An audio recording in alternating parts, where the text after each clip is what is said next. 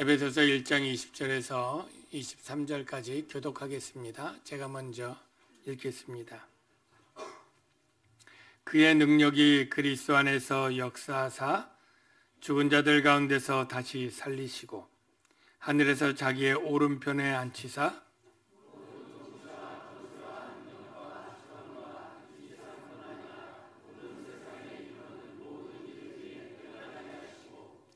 또 만물을 그의 발 아래에 복종하게 하시고 그를 만물 위에 교회의 머리로 삼으셨느니라. 교회는 그의 몸이니 만물 안에서 만물을 충만하게 하시는 이의 충만함이니라. 아멘. 좌우에 사랑합니다 인사하겠습니다. 사랑합니다. 네.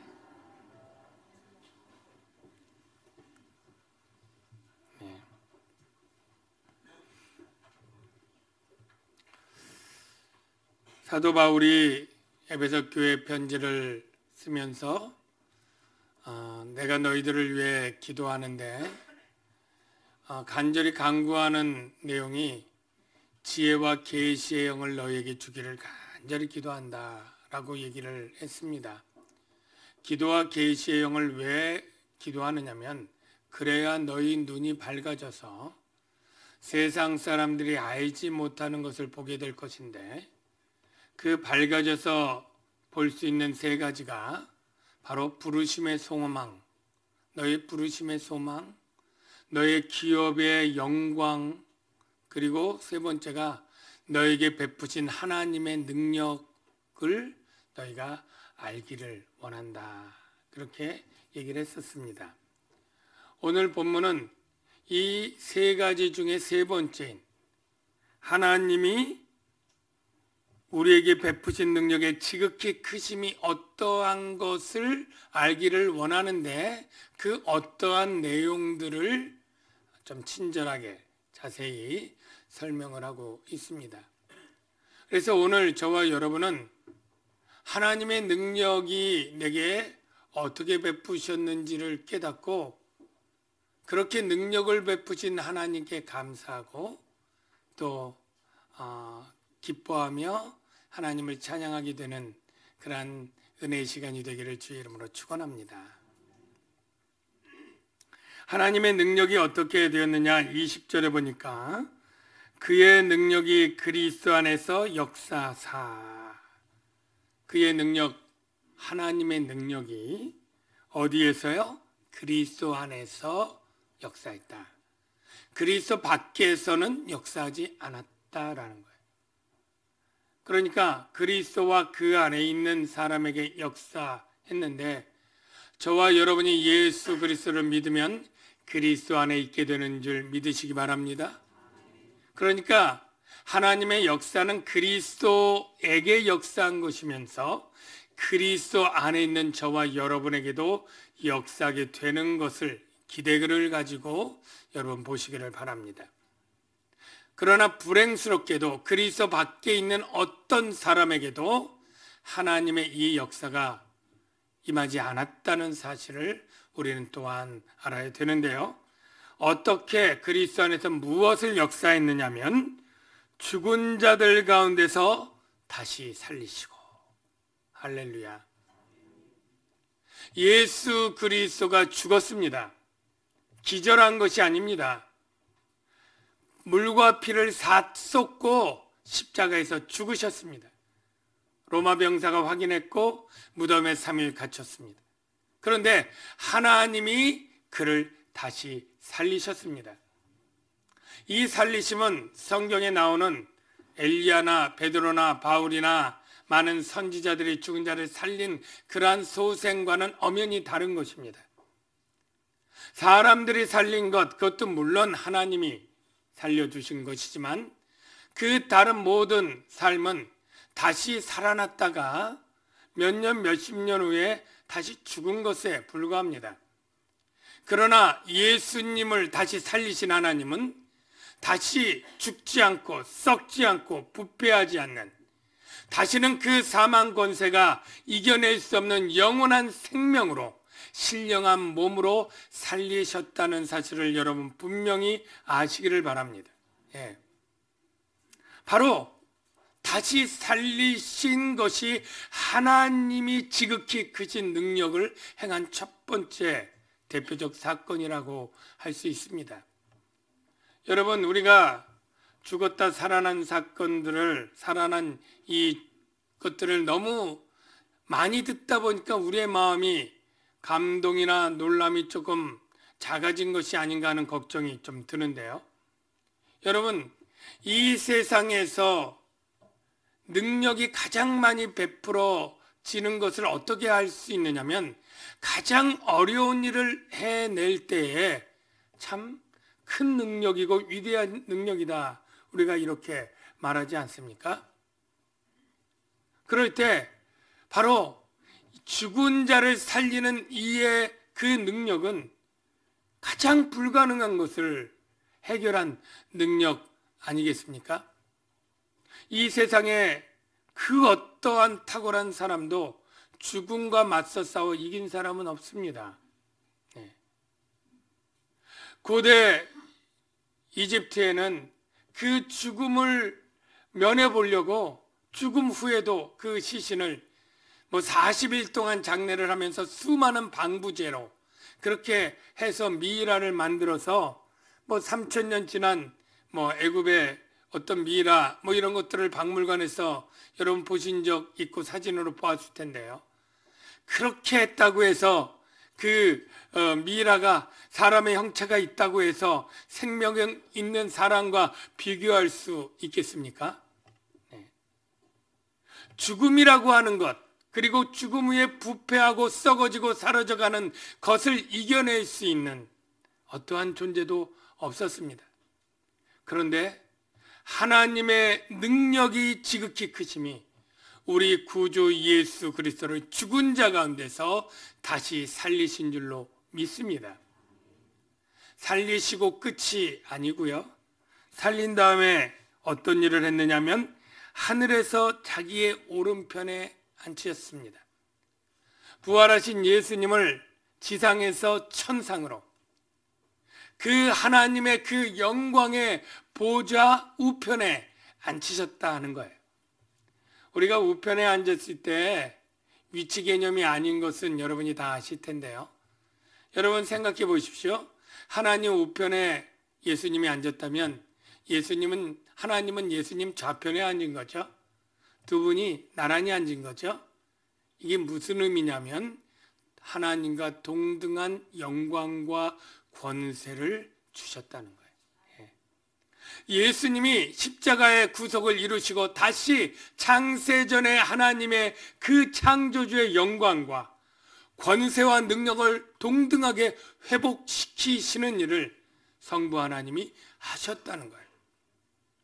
그리고 그 권세가 어떤 종류의 권세냐면 21절에 보면 모든 통치와 권세와 능력과 주권과 이 세상뿐 아니라 오는 세상에 일컫는 모든 이름 위에 뛰어나게 하시고 라고 하는데요.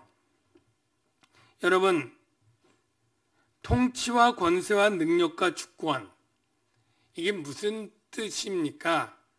이거를 국어적인 의미로 이런 명사들을 찾아서 해석하는 것은 큰 의미가 없습니다. 오히려 잘 의미가 혼돈되고 어렵죠. 이 단어들은 원래 헬라어 원문을 보면 아르케, 엑스시아, 디나미스, 퀴리오테스라고 하는 단어들인데, 그 당시에 이 단어들은 영적인 존재들을 쓰는 단어였어요. 그 당시에 영적 지배자, 영적 세력, 권능 가진 존재, 통치권을 가진 존재들 모두 하늘에 있는 악한 영들을 비유해서 쓰는 단어들이었다라는 것을 여러분이 알면 더 잘 이해가 되죠. 그러니까 하나님께서 예수를 죽은 자 가운데 살리셨고, 살리셨을 뿐 아니라 하나님 영광 가운데 승귀시키셨고, 그래서 그 많은 어둠의 공중의 권세 잡은 자로 불순종의 아들들 가운데 지배하고 통치하는 그 모든 악한 영적 세력들 위에 뛰어나게 하시고, 그리고 결국 어떻게 해요? 22절, 또 만물을 그의 발 아래 복종하게 하시고, 모든 만물을 발 아래 복종하는 그러한 높은 권세와 영광으로 세우셨다라는 것입니다. 여러분, 먼저 예수님께서 이 세상에 오실 때 십자가 사건으로 말미암아 마귀의 권세를 깨뜨리고 결정적으로 승리했다고 하는 사실을 여러분 아시고 믿으시길 바랍니다. 네. 예수님이 이 땅에 성육신 하신 것은 결론적으로 마귀의 일을 멸하시고 마귀를 죽이고 멸망시키기 위한 그러한 목적도 있습니다. 그 말씀이 히브리서 2장 14절에 있는데 한번 확인해 보겠습니다. 자녀들은 혈과 육에 속하였음에 그도 또한 같은 모양으로 혈과 육을 함께 지니심은 성육신한 걸 얘기해요. 죽음을 통하여 죽음의 세력을 잡은 자 곧 마귀를 멸하시며, 마귀를 멸하고 또 죽기를 무서함으로 한평생 메어 종노릇하는 모든 자를 놓아주려 하심니, 죽음의 종노릇하는 자를 구출하기 위해서 이 세상에 오셨다라고 얘기를 합니다. 그런데 그 십자가의 사건으로 마귀와 악한 영들을 단번에 완전히 박멸한 것은 아닙니다. 그들을 이겼지만 아직도 그 마귀와 그의 종들은 패퇴해서 하나님의 교회는 그 영혼을 건드리지 못하지만 계속 대적하고, 또 많은 믿지 않는 죽어가는 영혼들에서 여전히 그들을 하나님께 대적해 하고 복음을 듣지 못하게 하고 반역하는 일을 계속합니다. 그래서 로마서 16장 20절에 사도 바울은 이런 기도를 하는데요. 평강의 하나님께서 속히 사단을 너희 발 아래에서 상하게 하시리라. 속히 사단을 완전히 발 아래에 굴복시켜서 완전한 승리할 것을 소망하는 기도를 올리고 있다는 것은 사단이 아직까지도 존재하고 발악하고 있는 것이죠. 그게 언제 완전히 사단을 멸망시킬까요? 요한계시록 20장에 보면 예수님이 재림하실 때라고 나와 있는데요. 본문을 보면, 자막을 보면 또 그들을 미혹하는 마귀가 어떻게 돼요? 불과 유황못에 던져집니다. 예수님에 의해서. 그런데 불과 유황못에는 누가 있어요? 거기는 그 짐승과, 바다에서 나온 짐승, 적그리스도적인 짐승이죠. 거짓 선지자도 있어 세세토록 밤낮 괴로움을 받으랴. 이게 끝이에요. 그러니까 우리 하나님의 삼위일체로 있는 것처럼 사단도 삼위일체를 흉내내서 세 개의 우두머리가 있습니다. 사탄이 있고, 바다에서 나온 짐승과 같은 거대한 권력이 있고, 그리고 거짓 선지자의 역할을 하는 땅에서 나온 짐승이 있었습니다. 그런데 백마탄 예수님께서 오셔서 전쟁을 일으켜서 이들을 다 붙잡아서 어디에 던져요? 불못에 던져서 영원한 벌을 받게 하는 완전한 승리의 사건을 우리가 기다리고 또 바라보고 있는 것이죠. 고린도전서 15장 24절에 이렇게 말합니다. 그가, 예수님이죠, 모든 통치와 권세와 능력, 하늘에 있는 영적 존재들이죠, 를 멸하시고 그가 모든 원수를, 사단과 그의 모든 악한 영적 세력들을 발 아래 둘 때까지 왕노릇 하시리니. 여러분, 먼저 맨 나중에 멸망받을 원수는 사망이라. 사망까지 멸망하는데 이 발 아래 둔다라는 표현이 자꾸 나오는데 그게 무슨 뜻이냐면, 그 당시 고대 전쟁은 이스라엘도 그랬지만 이 전쟁에서 싸우고 이기게 되면 적장을 잡아오고 이 적의 왕을, 승리한 왕이 무릎을 꿇히고 엎드리게 하고 그 목을 받습니다. 머리를 받습니다. 그래서 그 목을 부러뜨려 죽이기도 하고 아주 비참한 굴욕적으로 그렇게 해서 발 아래 둔다, 이것은 완전한 승리를 이야기하고 있는데, 예수님께서 마지막 이 죽으신 예수님을 부활시키고 그리고 하늘나라의 영광으로 승계시키고 모든 권세 있는 모든 악의 영적 세력들을 그 이름 위에 높게 두시고 그리고 나중에 그 말 아래 복종하게 하신다. 누가요? 성부 하나님이 예수 그리스도를 통해 그렇게 구원의 일을 이루신다라는 거예요.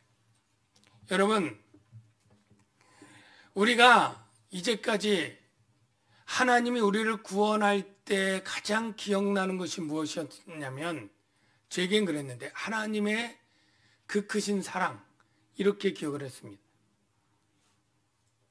그래서 하나님이 우리를 구원하기 위해서 그 큰 사랑의 증거가 어디 있느냐면 자기 아들을 십자가에 못 박히도록 내어주신 것.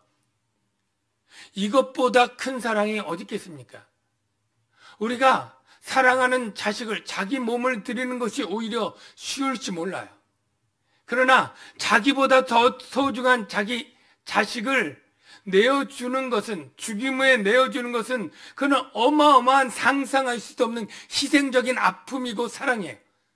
근데 하나님이 죄인을 사랑했는데 사랑한 증거가 뭐냐고 물을 때 하나님은 사랑이 여기 있으니, 우리가 하나님을 사랑한 것이 아니요 하나님이 우리를 사랑하사 그 독생자 아들을 화목제물로 우리에게 주어서 그분이 사람이 되어서 사람의 죄를 대신해서 십자가에 벌겨벗고 그 끔찍한 죽음을 당하도록 내어주신 것, 이게 하나님의 사랑이라고 우리가 얘기를 하죠. 이 사랑이 없으면 우리가 어찌 죄인이 죄 용서를 받고 구원을 받을 수 있겠습니까? 그래서 우리를 구원할 때 하나님의 사랑이 너무너무 중요하고 그 사랑을 우리가 찬양하고 감사하는 거죠. 그런데 사랑만으로 다 되는 것이 아니라는 거예요. 사랑 못지않게 능력이 있어야 된다는 거예요. 우리가 그걸 몰랐다면 지혜와 계시의 영으로 오늘 알기를 바랍니다. 예를 들면 이런 거예요. 어떤 어린아이가 고아처럼 거지처럼 학교도 못 다니고 돈도 없으니까요. 먹을 것도 없고 옷도 헐벗고 겨울에 그렇게 있어요. 그의 생모인 어머니는 이 아이를 너무너무 사랑하지만, 너무너무 사랑해서 뭐든지 다 해주고 싶지만 10수년째 병석에 누워서 몸도 꼼짝하지 못하고 자기 몸도 못 추리는 아무 능력 없는 장애로 질병자로 있다고 칩시다. 그 사랑은 이 아이를 뭐든지 그 가난과 궁핍과 무지에서 구원해주고 싶은 마음은 있지만 능력이 없는 거예요. 그에게 온전한 구원을 줄 수 없는 거죠. 반대로 그에게 의붓 아버지가 있다고 칩시다. 어마어마한 부자예요. 그래서 이 아이가 평생 공부하고 먹고 마시고 모든 걸 다 해줄 수 있어요. 그러나 이 아이를 조금도 사랑하지 않아요. 100원짜리 동전 하나도 주질 않아요. 그러면 이 아이는 역시 구원받을 수 없어요. 여러분, 제가 하는 이야기가 무엇이냐면, 하나님의 사랑이 우리를 구원했는데, 맞습니다. 하나님의 사랑만 있고 능력이 없다면 우리를 온전히 구원할 수 있을까요? 아니라는 것입니다. 그래서 하나님에게 우리에게 나타난 지극히 큰 능력이 우리의 구원에 어마어마하게 중요한데, 예를 들어서 하나님이 우리를 너무너무 사랑해서 우리의 죄를 대신해서 그 아들을 십자가에 대속해서 죽였습니다. 그런데 살릴 능력이 없다면, 다시 부활시켜야 되는데 부활시킬 능력이 없는 거예요. 하나님이 부활시킬 뿐 아니라 하나님의 잃었던 영광의 그 권세와 능력의 자리로 다시 끌어올릴 능력이 없어요. 모든 사단과 만물을 제어하고 이겨낼 수 있도록 힘을 줄 수가 없어요. 그러면 우리가 온전히 구원받을 수 있겠습니까? 없다는 거예요. 오늘 그래서 중요한 거예요. 19절에 보면 그의 힘의 유력으로 역사하심을 따라 믿는 우리에게 베푸신 능력이 지극히 크심을 어떠한 것을 너희로 알게 하시기를 구하노라. 하나님의 능력이 너에게 얼마나 크게 일어났는지를 너희가 알아야 된다라고 얘기를 하면서 그의 능력이 어떻게 일어났느냐? 그리스도를 죽은 자 가운데서 살리신 능력으로, 그리고 그 살리신 주님을 하나님의 영광과 동등한 권세로 세우시고, 그리고 사단과 모든 악한 영들을 다 굴복시켜 승리할 수 있는 힘을 부여해 주심으로 말미암아 그 안에 있는 우리들도 그 구원을 얻게 하셨다는 거예요. 그래서 우리가 찬양할 때 때때로 위대하고 강하신 주님 찬양하고 그의 능력과 모든 권세를 이기신 그의 능력을 얘기할 때 우리가 그래, 하나님은 힘이 세시고 전능하시니까 그렇게 찬양하나 보다 라고 찬양했지, 그 권세와 능력이 나의 구원을 위해서 어떻게 쓰여졌기 때문에 감격스러운 능력으로 우리가 찬양하지 못한 부분이 많지 않습니까? 하나님의 능력과 그것들은 우리의 구원을 위해 절실한데 바로 그 능력이 그 사랑과 더불어 우리에게 이루어져서 우리의 온전한 구원을 이루었다는 것을 오늘 지혜와 계시의 영 성령으로 말미암아 깨달아 밝히 보는 저와 여러분이 되시기를 주의 이름으로 축원합니다. 22절에 보면 만물을 그의 발 아래 복종하게 하시고 그를 만물 위에 교회의 머리로 삼으셨느니라. 요 번역을 조금 정리를 할게요. 이걸 보면 국어적으로 보면 만물을 그의 발 아래 복종하게 하셨는데 만물 위에 교회의 머리면 만물 위에 그 위에 교회가 있고 그 교회의 머리로 예수님을 세웠다, 이렇게밖에 해석이 안 되죠. 그런데 원문의 해석은 이게 아니고요. 예수님이 만물을 발 아래 복종하게 하시고 만물 위의 머리로, 예수님이 그냥 만물의 머리로 교회에 주셨다. 이게 맞는 해석이에요. 교회의 머리라는 표현이 안 나오고요. 만물의 머리로 교회에 주셨다. 교회를 위해서 주셨다라는 거예요. 사랑하는 성도 여러분, 만물의 머리가 교회에 우리들을 유익하게 하기 위해서 우리를 위하는 분으로 주셨을 때 저와 여러분 얼마나 든든한 백이 있는지 여러분 아시기를 바랍니다. 얼마나 든든한지 몰라요. 우리 여러분들, 제가 만일 남양주 광역교회 대표이면서 이번에 남양주 시장 선거에 나가서 남양주 시장이 됐다면 여러분 든든하겠어요? 불안하겠어요? 제가 여러 가지 남양주 시정을 행하면서 남양주 광역교회가 불법적인 건 아니고 불법적인 특혜는 아니고 부당하고 잘못되는 일을 결정하겠어요? 안 하겠어요? 안 하죠. 남양주시의 머리만 해도 그런데 제가 만일 대선에 당선이 돼서 대통령이 돼서 국가의 대표가 되었다면 이 남양주시 전체가 아마 발전할지 모르겠어요. 여러분 그 의미로 보십시오. 만물의 머리는 전 세계의 우두머리가 아니고 이 시대와 다음 시대까지 이르러서 모든 영적인 피조물, 천사와 사단과 모든 것을 아우르는 우두머리로 예수님이 세워졌는데 그분이 교회를 위한 분으로 주어졌다는 거예요. 여러분이 이 세상 살 때 아무리 힘센 어떤 사람이라도 주눅들 필요가 없습니다. 어떠한 권력을 가졌거나 재력을 가졌거나 또 힘이라고 하는 어떤 것들을 가진 사람 앞에서도 두려워할 것이 없고 그리고 위축될 것이 없습니다. 왜냐하면 바로 우리를 위한 분은 만물의 머리고 최고의 권세자고 권력자이시기 때문입니다.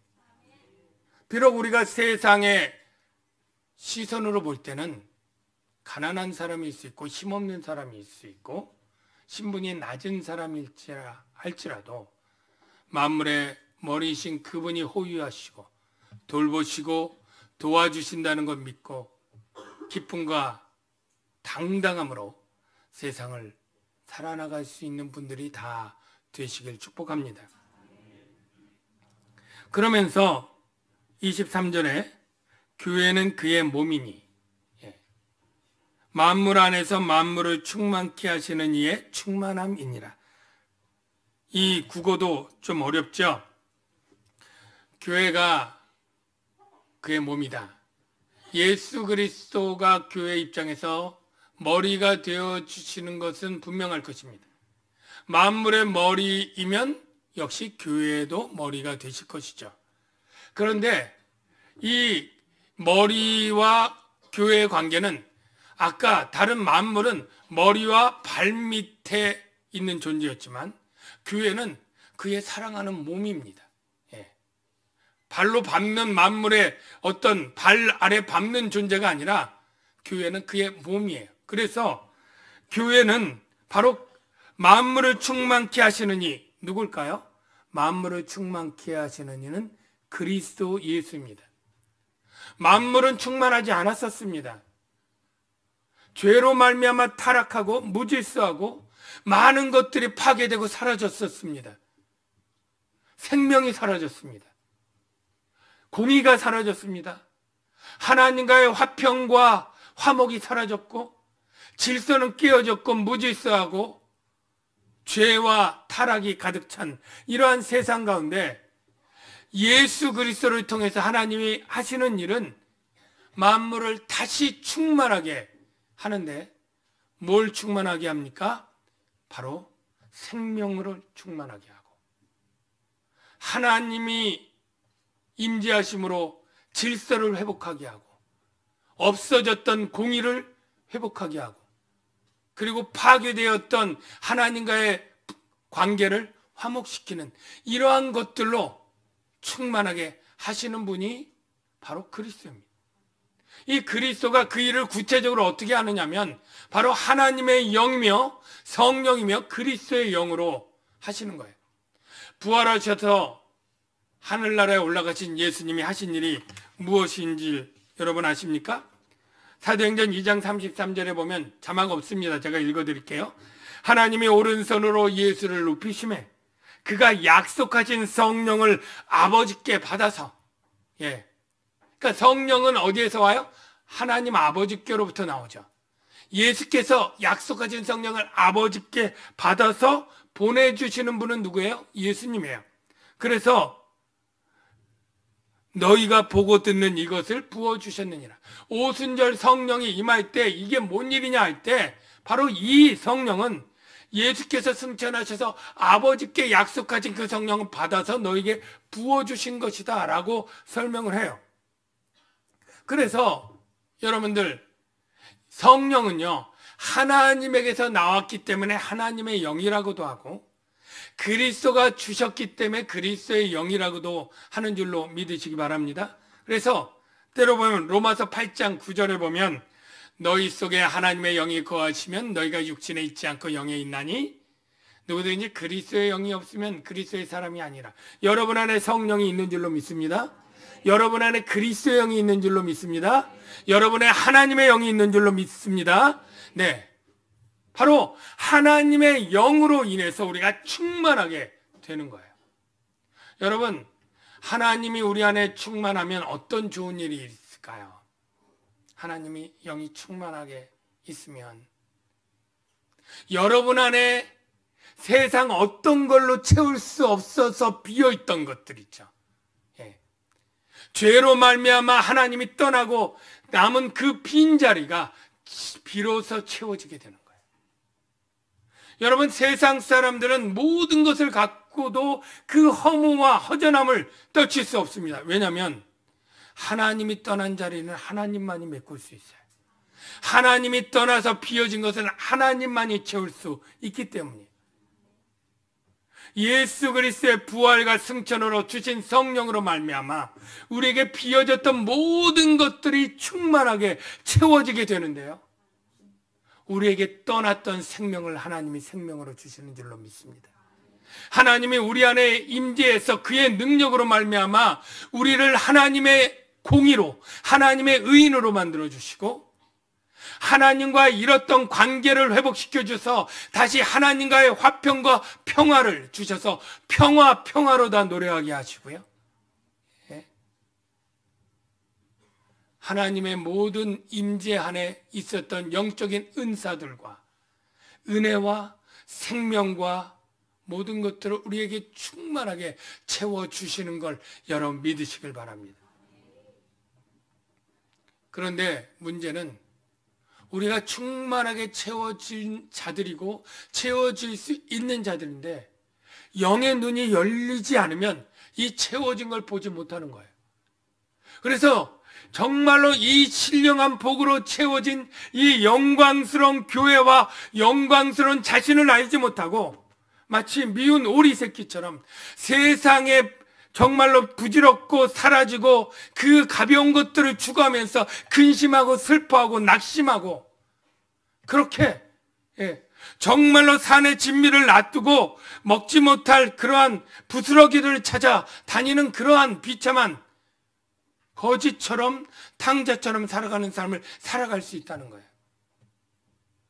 사랑하는 성도 여러분, 하나님의 성령으로 가장 좋은 것들로, 가장 신령한 것들로 세상이 돈 주고 살 수 없는 그러한 놀라운 복들을 여러분에게 충만하게 채웠다는 사실을 여러분 믿으시고 감사하시고 감격하시길 주의 이름으로 축원합니다. 그렇게 해서 사람들을 보고 교회를 보면 우리가 한국 교회가 어떤 일 잘못했다고 할 때 우리가 그토록 세상 사람들의 눈처럼 똑같은 눈으로 해서 교회를 바라보는 어리석은 일은 하지 않을 것 같아요. 우리가 조금 깨어있다고 생각하는 사람이 스스로 한국 교회가 이래서 문제야, 이래서 타락했어, 이렇게 문제야, 목사들의 문제야, 이렇게 비판하면 깨어있고 어떻게 보면 좀 더 영적으로 성숙한 사람인 것처럼 해서 독설을 하는 그런 목사들도 있고 성도들도 있는데요, 오히려 그들의 눈이 열리면 하나님의 교회를 통해서 하나님이 얼마나 그리스도의 영으로 충만하게 해서 하나님의 영광과 하나님의 권능을 주신 놀라운 영적 실체인 것을 그들이 봐야 될 거예요.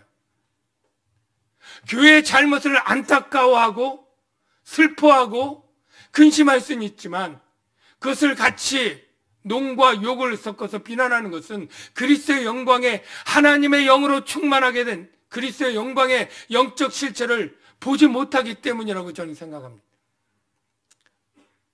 우리에게 지혜와 계시의 영으로 눈이 밝아지면 교회 안에 그리스도의 영으로 충만하고 그래서 하나님의 영광과 권능이 있는 그것들을 우리가 바라보고 기뻐하며 즐거워하게 될 줄로 믿고 교회를 위해서 헌신하고 봉사하는 것이 그렇게 기쁜 일이 될 수가 있고 내가 교회에 소속된 자로 이 세상을 살아간다는 것이 세상 사람들은 비록 아무도 알아주지 않는다 할지라도 너무나 감격스럽고 기쁜 일이라고 그리스도인으로 살아가게 될 수 있을 줄로 믿습니다. 저와 여러분에게 그 은혜가 있기를 주의 이름으로 축원합니다. 제가 찬양 가사를 부르기 전에 조금 소개를 하면 은혜로다라고 하는 찬양 가사가 있는데요, 시작됐네 이렇게 시작을 해요. 뭘 시작했을까라고 보니까 우리 주님의 능력이 이렇게 시작을 했을 때 처음에 좀 의아했어요.